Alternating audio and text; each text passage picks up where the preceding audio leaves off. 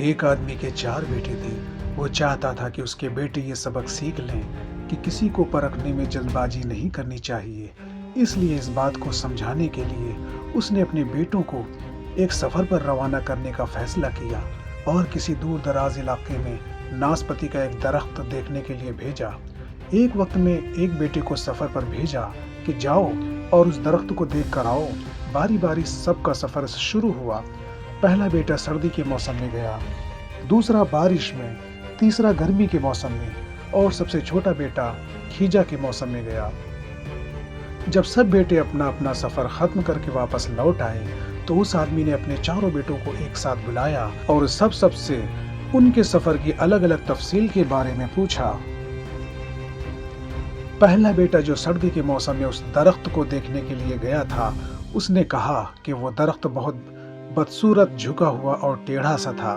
دوسرے بیٹے نے کہا نہیں، وہ درخت تو بہت ہرا بھرا تھا، بڑے بڑے پتوں سے بھرا ہوا تھا۔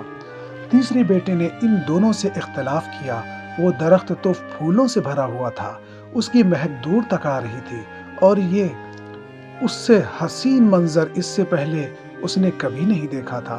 اب سب سے چھوٹے بیٹے نے اپنے سب بڑے بھائیوں سے اختلاف کرتے ہوئے کہا کہ وہ ناسپاتی کا درخت تھا، پھل سے لدا ہوا تھا اور اس پھل کے بیچ سے درخت زمین سے لگا زندگی سے بھرپور نظر آ رہا تھا۔ یہ سب سننے کے بعد اس آدمی نے مسکرا کر اپنے چاروں بیٹوں کی طرف دیکھا اور کہا تم چاروں میں سے کوئی بھی غلط نہیں کہہ رہا ہے، سب اپنی جگہ پر صحیح ہیں۔ بیٹے باپ کا جواب سن کر بہت حیران ہوئے کہ ایسا کیسے پاسبل ہے۔ تو باپ نے اپنی بات جاری رکھتے ہوئے کہا کہ اس کہانی سے ہمیں ایک سیکھ ملتی ہے، تم کسی بھی درخت یا پھر کسی شخص کو ایک موسم یا ایک حالت میں دیکھ کر کوئی فیصلہ نہیں کر سکتے۔ کسی بھی انسان کو جاننے کے لیے تھوڑا وقت لینا ضروری ہوتا ہے۔ انسان کبھی کسی حالت میں کیسے ہوتا ہے اور کسی حالت میں کیسے۔ اگر درخت کو تم نے سردی کے موسم میں بے رونق دیکھا تو اس کا مطلب یہ نہیں ہے کہ اس پر کبھی پھل نہیں آئے گا۔ اسی طرح کسی شخص کو تم لوگ غصے کی حالت میں یا کسی گناہ کے کاموں میں دیکھ رہے ہو تو اس کا مطلب یہ ہرگز نہیں ہے کہ وہ برا ہی ہوگا۔ کبھی بھی جلد بازی میں کوئی فیصلہ نہ کرو جب تک اچھی طرح کسی کو جانچ نہ لو۔ کسی کو سمجھا یا پرکھا جا سکتا ہے جب یہ تمام موسم گزر جائیں۔